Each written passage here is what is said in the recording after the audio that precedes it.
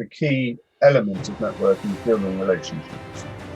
So if you're part of any group, whether there's a formalised structure for creating referrals for other people or not, business will inevitably happen if you build solid relationships. So that they are not mutually exclusive to one another.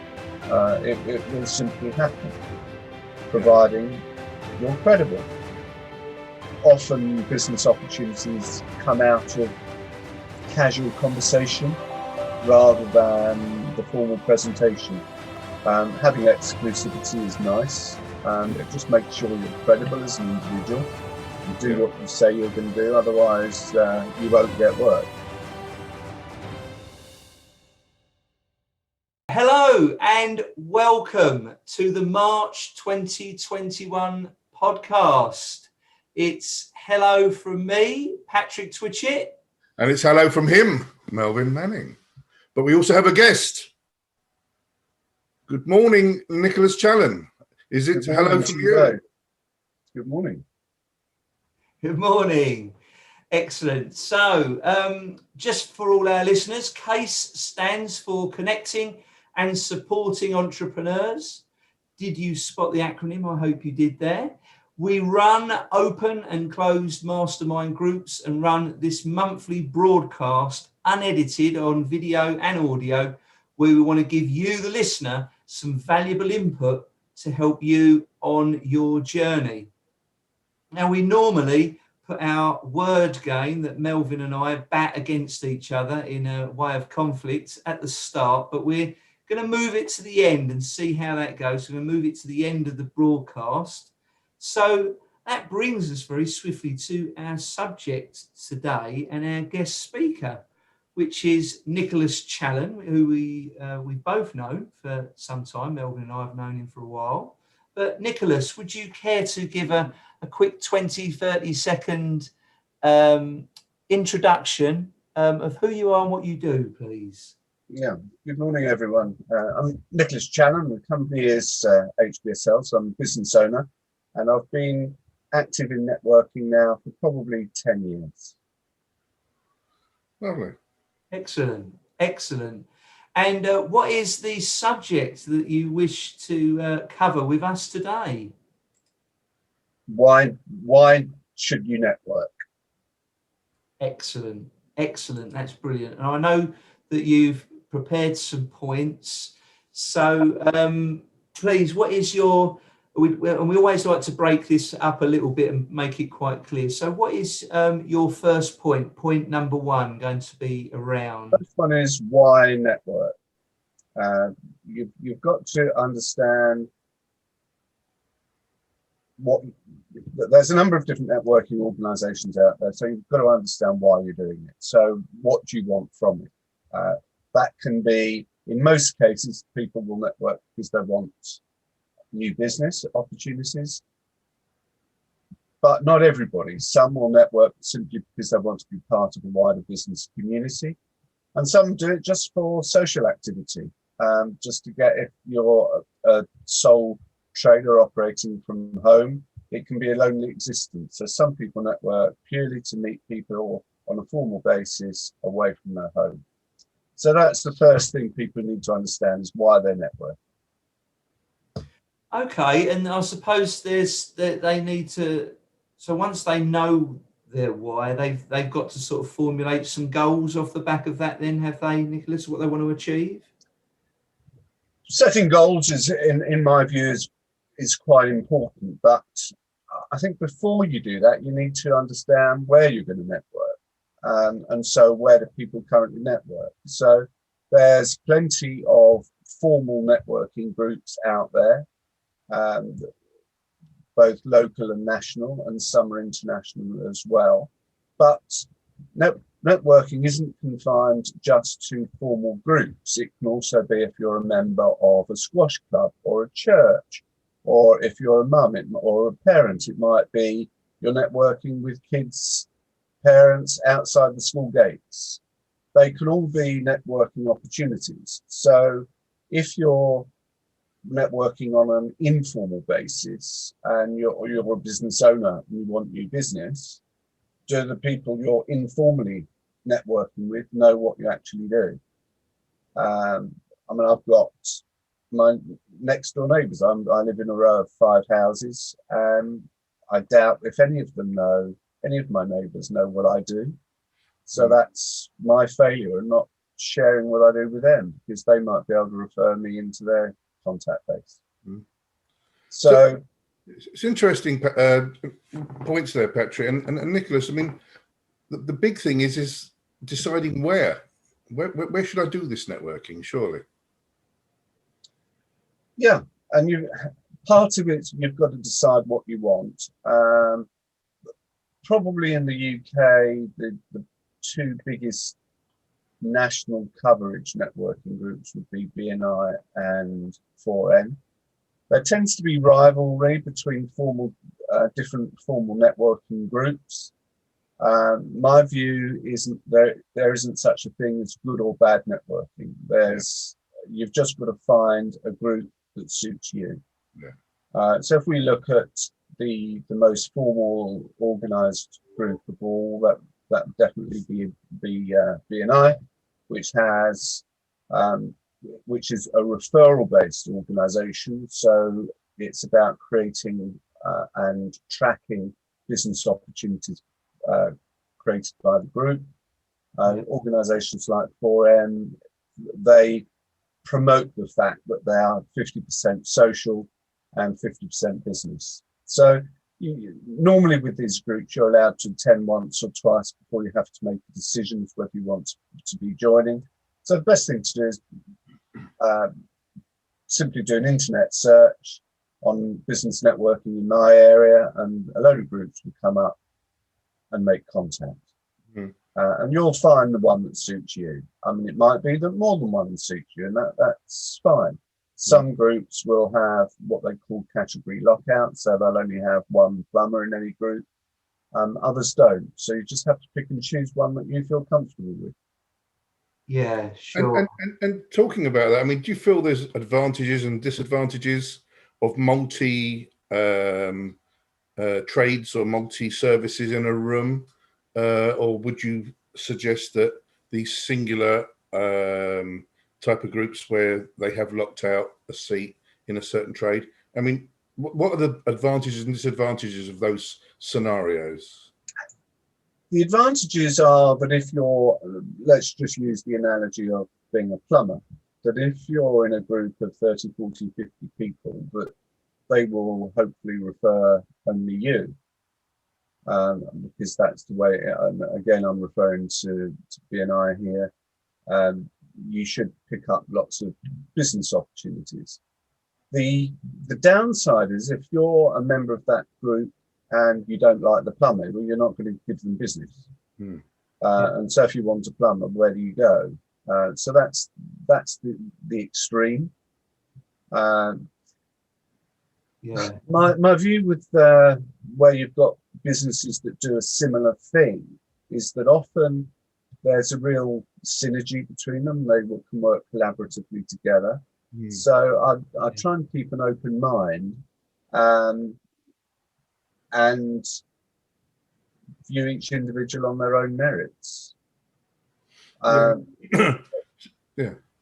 If you're a member and wanting to join a group, or if you're a person wanting to join a group, having exclusivity is nice.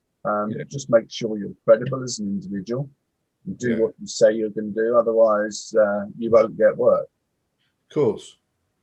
Yeah, that's right. And I think that's a key element to all of this, isn't it, Nicholas? That if you are going to network, you've got to do what you say. You've got to be a professional and credible person. That's the foundation, because if you haven't got that as the foundation, none of the rest of it is going to work, is it?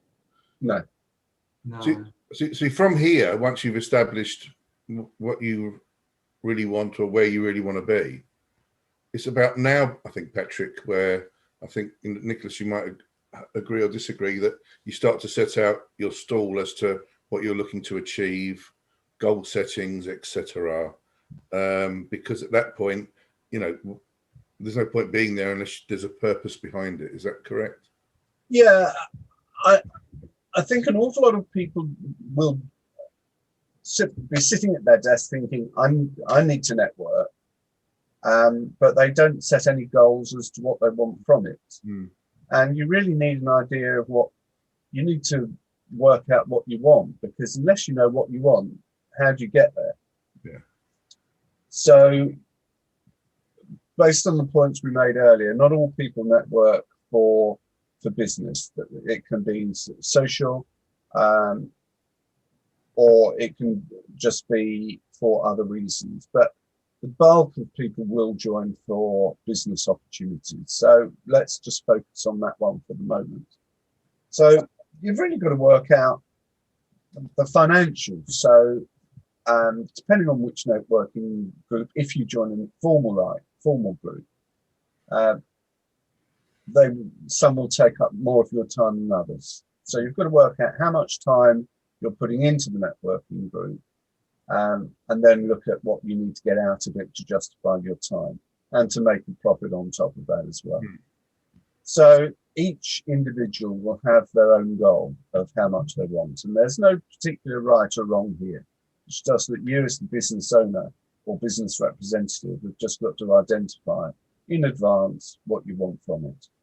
Now, bear in mind that a lot of business networking is based on two things. One is that you'll meet people on your travels that need what you want. So some of it is speculative.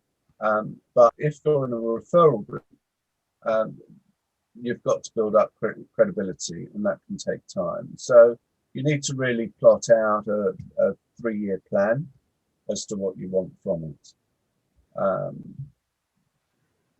So in the financials, set out a 3-year plan, start low, and then aim for years 2 and 3 being quite lucrative if you're credible. And what about setting your stall out, Nicholas? Because I think it's fair to say, you go to these groups and you need to work those groups. So in doing so, bearing in mind whether there's 3 or 50, 60 people in that room, whether it be on Zoom or in the live, you need the ability, you need the processes, you need the skill set within you to work that room, because those people in the room are effectively a potential sales force for you. So you have to have your presentation in a good shape. I mean, how do you go about that? You raise a couple of points there. Yeah. The networking tends to work on a 3-year cycle. Most people will join a business networking group because they want new business. So that is typically year 1. Come year 3, people will stay networking because they have built solid commercial business relationships, and knowing that if they've built solid business relationships, the business opportunities will come. Now, again, depending on if you're in a formalized networking group, you will usually have the opportunity to present your business to everybody that's in the room. So that will be fellow members and it will be visitors. So your 30, 60-second pitch, if you like, should be geared towards the visitors in the room. So they won't know you from Adam, that you'll be one of 30, 40 people in a room, and you've got to make yourself stand out. So you've got to be clear in what you do, but more importantly, you've got to send out a very clear message in what's the end product of what you do. So my business is a procurement consultancy, but what I do for my clients is to make them more profitable because I've reduced their costs. Sure. So people should talk about what they do, what the result is of what they do, rather than what they actually do. But so if you're in a group of 30, 40 people, maybe 5, you might have 5 first-time visitors. So that you need to get that as a clear message. But the most important thing with networking, in my view, it's about building relationships, and to do that, you need to have one-to-ones. So a one-to-one is where two people meet away from the official meeting to get to know one another. Mhm. And it's really in a referral-based organization, that is absolutely critical. It's about building relationships all the time. Yeah. And then you'll really get to know whether somebody is good or not. Right. You can, and it has happened to me. It happened a year ago. I walked into a networking group in London for the first time. It was an evening meeting over a glass of wine at the end. I just happened to meet somebody that needed my goods and services, and that long term could be a life-changing opportunity. Indeed, yeah. And that happened by chance, but that is rare in networking. It normally will come from people understanding what you want, know how good you are, and then they will actually refer you to their client or customer base. But you can never plan those moments, Nicholas, I guess, because if you wasn't or didn't happen to have been there, it would never have happened. So, networking is about putting yourself out there. It's, you are that shop window. So you've got to make, or there is a need to make an effort to spread. Yeah, and you have to have your antennae switched on all the time and ask the right questions. Yeah. When in the part of the meeting where we were each presenting our businesses, there wasn't a synergy, or not an obvious one anyway. It was only afterwards where this person came up to me and said, actually, I'm involved in restaurants. And then we had lunch a week later, and we now have a Zoom call during lockdown pretty much every week. And that's going to be a good long-term opportunity. As I said, those kind of things are not everyday events. But as a business networker, you have to have your antenna, as I say, switched on all the time, because you never know when an opportunity is going to come your way. Yeah, sure. And I suppose with that, Nicholas, that I don't know how you found it, but there are people that have got synergies, and then there's people like that you don't realise there's a synergy until you have the discussion. But what I find is, and I don't know if you feel the same, that it's more about the person, the individual, than what sphere of business they're in. Because if someone's willing to connect you to other people and you vice versa, that's a much more beneficial relationship to extend your network. Do you find that? I've used the expression once already, which is build relationships, and that it's always going to come back down to that, regardless of the type of group that you're networking in. It might be your local squash club. I mean, it might be the golf club. It could be anywhere, but you've got to build a solid relationship, and you've got to like the people as well. And if you don't, people might be very good at what they do, but if you don't like them and they don't like you, well, realistically, it's not going to happen. No. So, but years ago, somebody said to me, Nick, do you like everybody you know? And of course I don't. And so the comment came back, well, why should you expect everybody to like you? And that's fair enough. We don't like everybody we meet, and that's absolutely fine. So what about development, as in like-minded people? I mean, should you go and find a clique? Should you go and find a group of people that can bounce off one another, that have similar interests, similar goals, similar, let's say, desires that fit what you do? I'll give you my story of when I started networking. I moved to Essex just over 10 years ago, and I was starting the business I now run, and I moved from Gloucestershire, and I didn't know anybody. I had, at the time, it was a new business. I didn't have any clients, and I didn't know anybody. All my contacts were in Gloucestershire.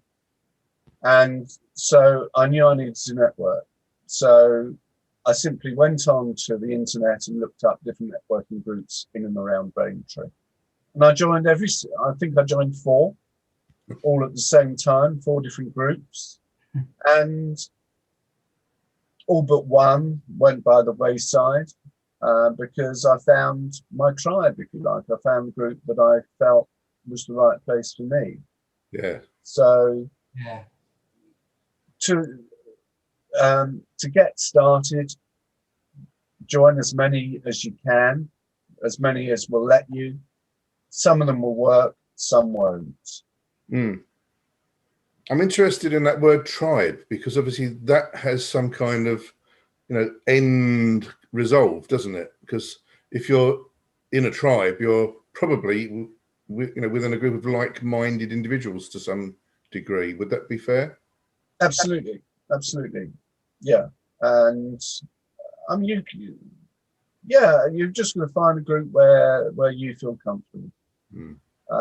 If you look at all of the formal networking groups out there, they'll each have different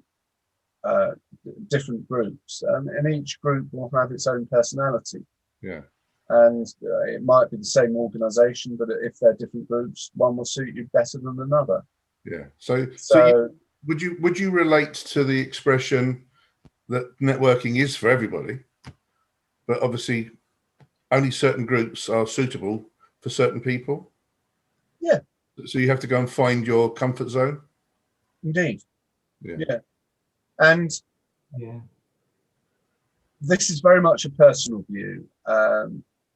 Don't be, as a networker, don't be misled into the thinking that the more people in the room, the better it's going to be. Mm. There tends to be a thought amongst all networking groups that we need more people. But it's just something I don't agree with. If I walked into a room full of just 12 people that were all had contacts within my target client base, which are hotels and restaurants, that would be absolutely fine for me. So when you're walking into a room for the first time, look at what everybody does and find out who their customers are, and if there's a synergy, there's a good chance that would be the right place for you. yeah, You sure. might have if you look at a plumber, essentially you could go to 4 different groups and they've all got a plumber, but 3 of them might be domestic and 1 might be commercial. So the commercial plumber is going to be a lot more interest in my business than a plumber that deals with domestic. Sure. Because a plumber might have contracts with a hotel group. Yeah. It would be good for me. But we are a business-to-business organisation, we don't deal with domestic at all. Yeah. So find out people's client base. Yeah. So the strengths are simply get to know somebody, get to understand them. But in addition to that, it's who they know, and then going down the line, who they know, who they know, who they know. I mean, it's just a never-ending prospecting of people's connections. Yeah. So if I'm a timid individual, and I'm frightened of my own shadow, but I really would like to get involved in this because I've read that this is a good mechanism to get started, to get myself on the map. So where would I start? I know you say go and find a group, go and do this, but is it just as simple? I just go on Google and I research it and that's it?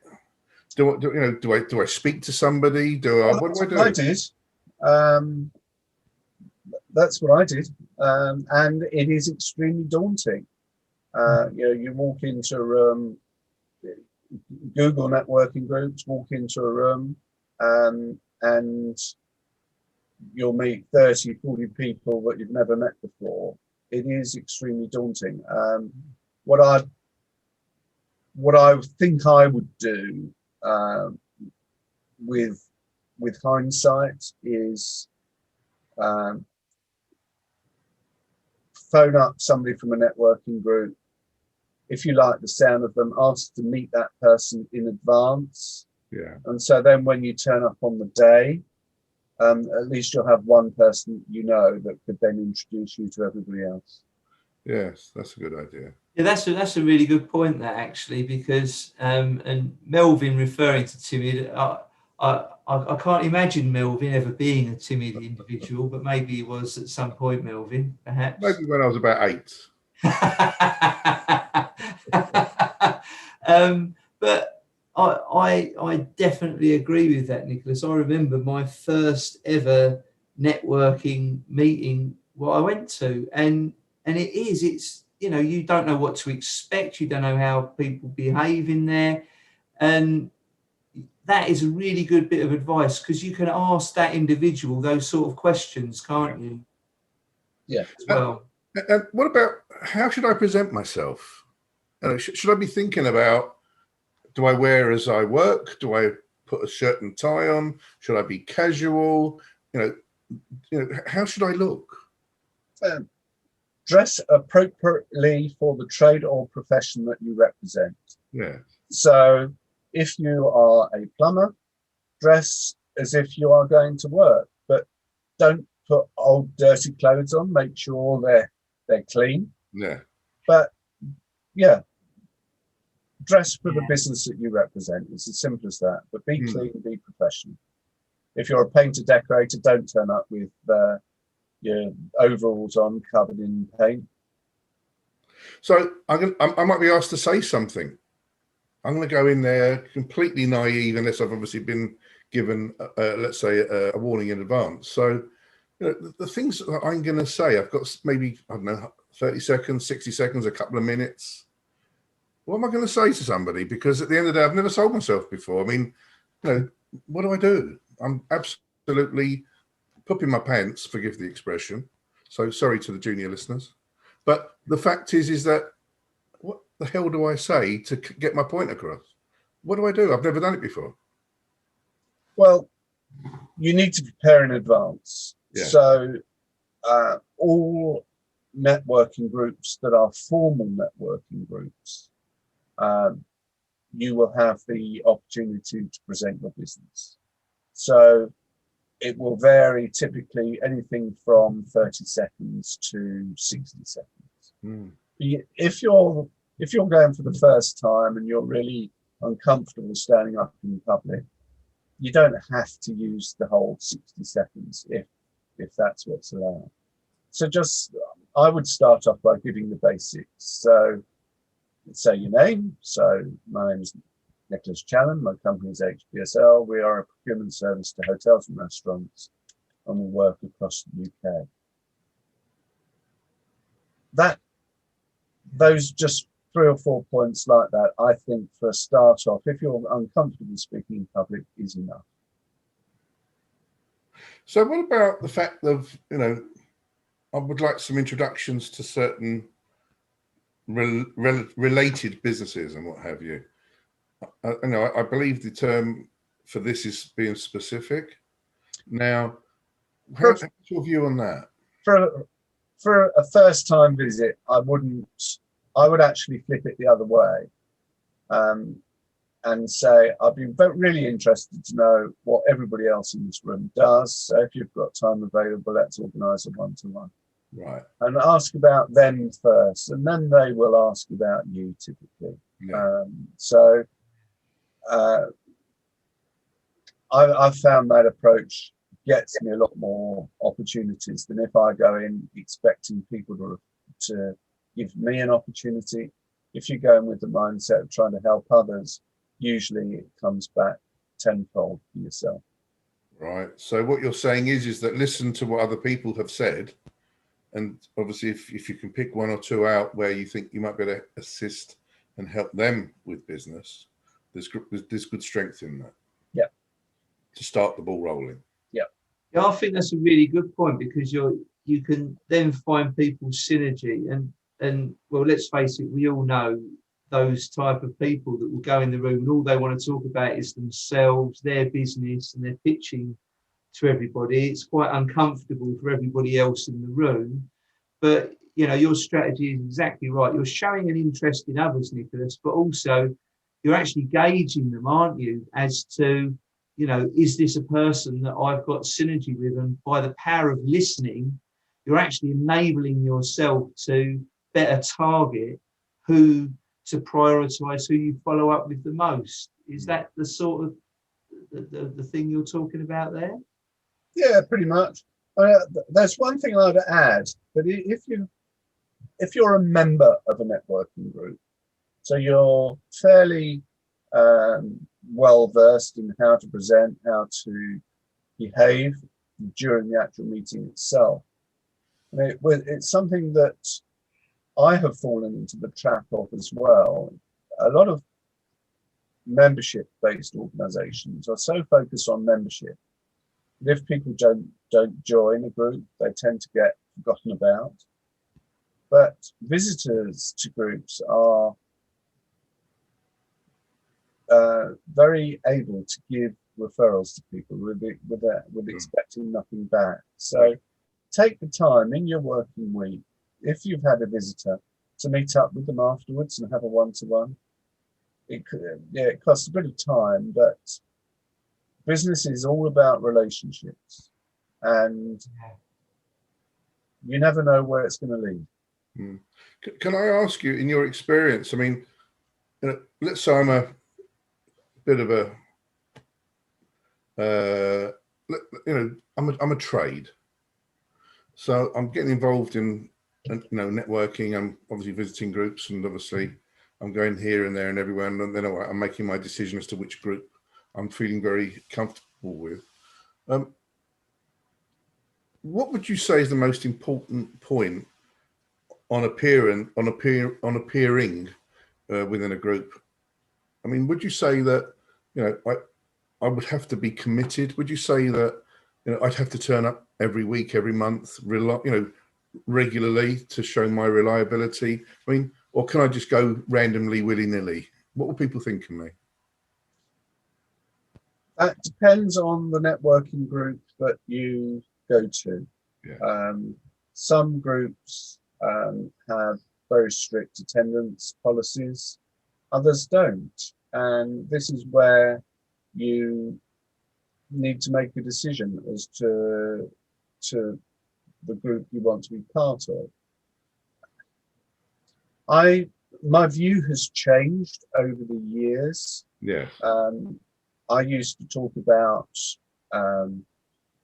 in referral-based networking groups that you need to build up a relationship based on trust and mutual respect, and that would take time. It would take 2 years, and by turning up every week to a meeting, you're proving to your fellow members that you're reliable. Now I'm not so sure that you need that, and I really look at the opportunity that came to me last February. It was just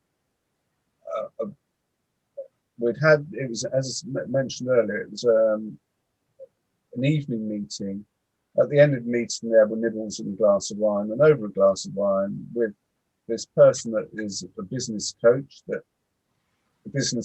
and a procurement consultant. There is a bit of a synergy, I guess, but what we discovered over networking, just over conversation, is that there was a huge synergy between our businesses. Sure. And so in that particular instance, there's clear synergy, and we will be working heavily together for the foreseeable future. Sure. So in that scenario, it wasn't based on anything other than my presentation was credible. I was clear on what I did, and this other person had a need for what I was doing for our company's offer. So in that particular instance, being credible, being clear of what you do, and then if you've got people you've met for the first time, they happen to need what your goods or services, you'll have a conversation. It doesn't mean you're going to get the business, but it certainly should lead to a further conversation. That's interesting. Do you think that works on Zoom, Nicholas? Because that was in the live, I understand. That was. I am not a great fan of Zoom networking. I've, like everybody else, I've had to do it since March of last year. In the networking I've done in the last year, no opportunities have come up. No new opportunities. Now, whether I'm doing something wrong or what, I couldn't tell you. But for me, often business opportunities come out of casual conversation rather than the formal presentation. So, Melvin, I'm sure that a lot of people have done well in the last 12 months through Zoom, and that's just down to a personal, down to personal relationships. Bear in mind, in my business's instance, we're a procurement consultancy for hospitality, and the hospitality sector has been shot to pieces over the last 12 months. Yeah. Okay, things were relieved a bit in the summer, but people are focusing on survival rather than can they save a few pounds here or there. And that's in its sort of lowest form. But getting things cheaper while maintaining quality and service are not priority right now. Survival is priority. So, in summary, because we've covered so many points, which I would say that awkward to digest to some of the people watching and listening.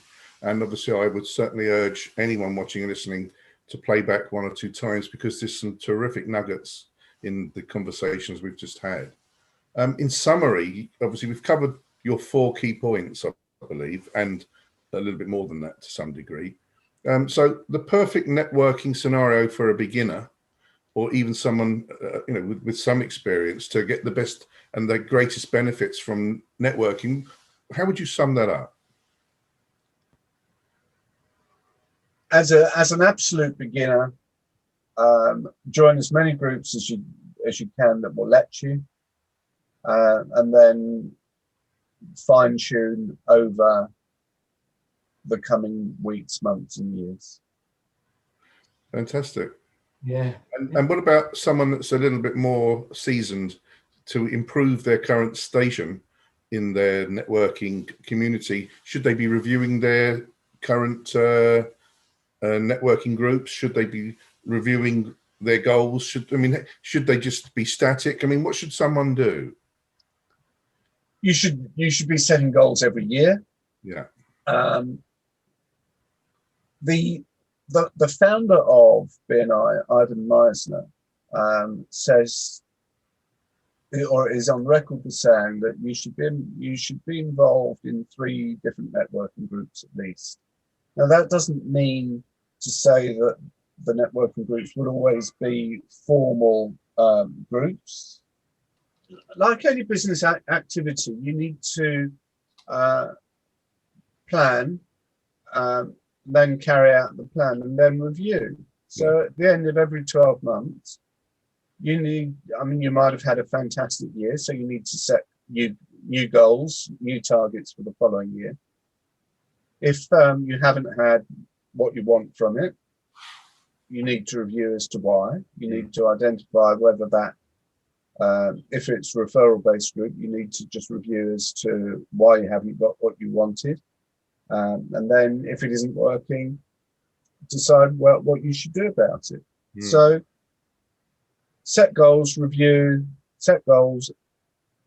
action the goals, and then review at the end of every 12 months, always. Yeah. That's very, very, very, how can I put it? That is, the most concise and precise advice. Patrick, so we've covered Nicholas's points. Is there anything you wish to add? No, I think it's all been summarised very summarily, and it was a really good conversation. So thank you very much, Nicholas. So to those joining us today, just a quick breakaway from our discussion there, just to let you know that if you wanted to know more or be a part of the Case Mastermind community, all you need to do is follow the links in the notes below to our website to find out more. And I'll see you there, in case you didn't already know. And now let's go back to the discussion.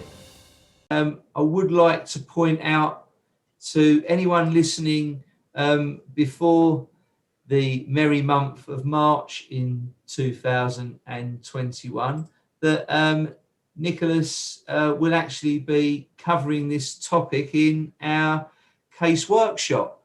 And that's going to be happening in March, or the second Friday of the month, which is March the 12th.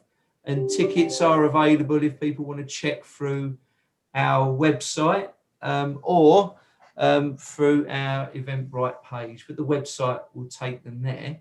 So we do look forward to that, Nicholas, definitely.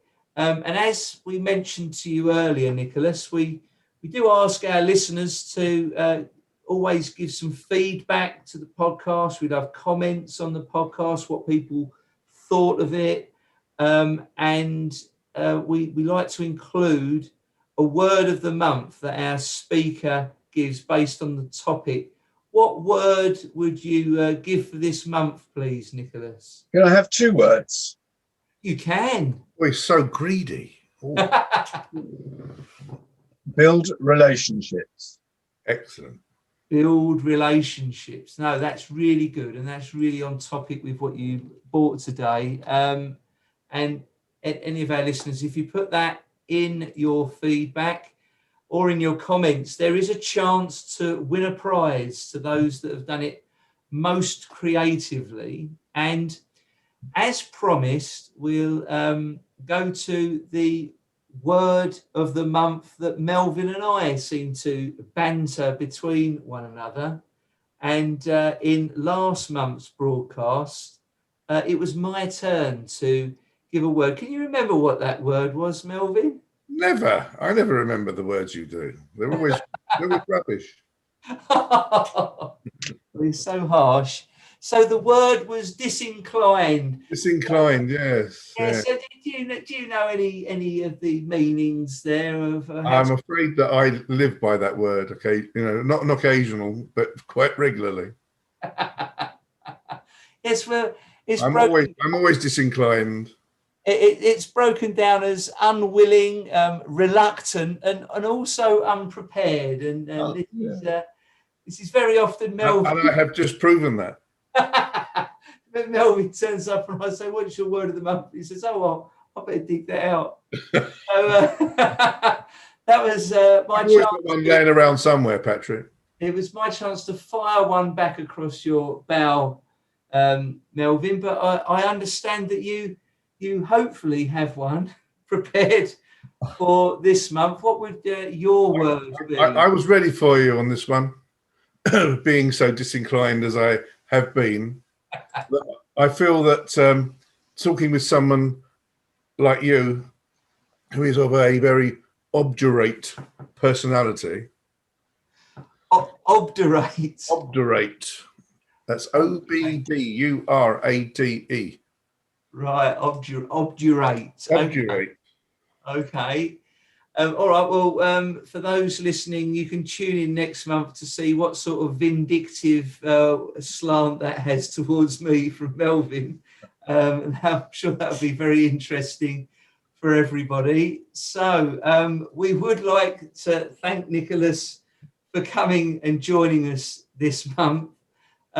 Please keep a lookout for us on social media. We're very active with our Facebook community now.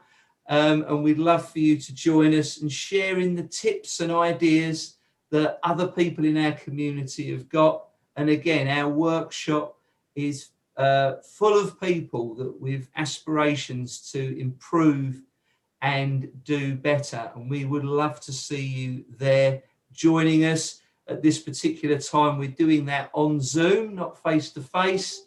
So there's opportunities for people far and wide to come and join in with us. So without further ado, I don't think there's anything else to add, Melvin. Do you know of anything else that we need to add today? Well, I wouldn't mind asking Nicholas one last question, which may have some relevance. Okay. So, Nicholas, we've gone through referrals, referral groups, we've gone through referral situations, but how would that compare to being involved in a mastermind group? Is there benefits in referrals at some point within that environment? Based on, I've said that networking, the key element of networking is building relationships.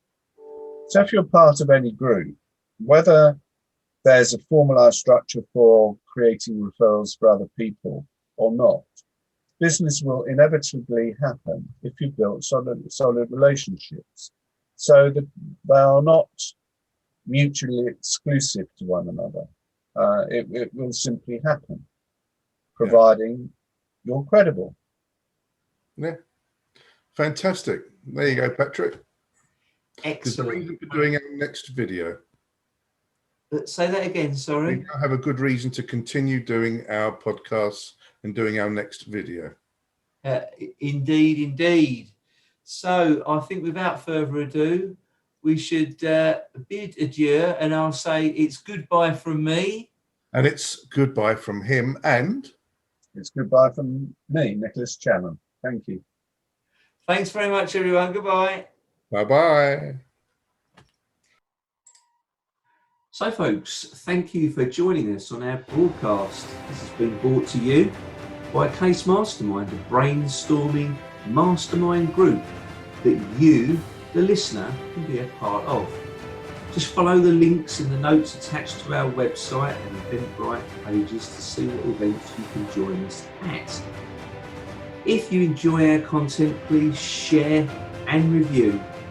One of the talented people who leave us a great review with that month's watchword that's given out on our monthly broadcast will be selected for a prize. If you would like to hear more, please hit the subscribe button so you can hear more from the Case Mastermind team. So remember, folks, listen out, listen up, and listen in. See you soon.